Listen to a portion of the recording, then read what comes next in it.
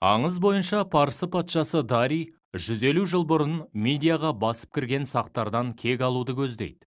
Осылайша біздің заманымыздан бұрынғы 519-518 жылдары Дарий патша 600 кемеге мінген 700 мың адамнан тұратын жер қайыстыратын қалың қолмен сақ жеріне жойқын жорғын бастамақ болып жолға шығады. Әрбір сақ жауынгерінің ержүрек, қайсар, отан үшін жанын қиюға дайын болғанын бүгін оқитын Шырақ батырдың ерлігі арқылы дәлелдей аламыз. Шырақ. Дарийдің қалың әскерін жеңу мүмкін емес.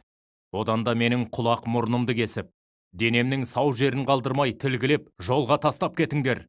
Елімді аман сақтап қалу үшін жанымды аямаймын. Тек бір тілегім бар. Артымда қалған отбасым жетімдік көрмесін. Дарий, сен кімсің? Менің атым Шырақ. Өз елімнен көрмеген қорлығым қалмады. Олардан кегімді қайтарғым келеді. Сақтардың қолбасшысы мен әскерінің қайда жасырынғаны маған мәлім. Сендерге сақтарға баратын жолды көрсетем. Сақтар құдықтарды улап, шөптерді өртеп кеткен. Ол жақта ауыз су жоқ. Мен төтесінен баратын жолды білем. Сендерді дәл үстілерінен түсірем. Дарий, қашан жетеміз? Аз қалды. Сәл шыдаңдар. Дарий, бізді мұнда неге әкелдің? Шыныңды айт. Әйтпесе өлтірем. Шырақ, жеңіске жетті деген осы. Ата жұртымды жаулап алмақ болған Дарий патша бастаған қанқұйлы жауды жалғыз өзім шөлге қамап, дымын құртып тұрмын. Төрт жақтарың бет бақтала, бастарың ауған жаққа жүре беріңдер. Бірақ айтпады деме.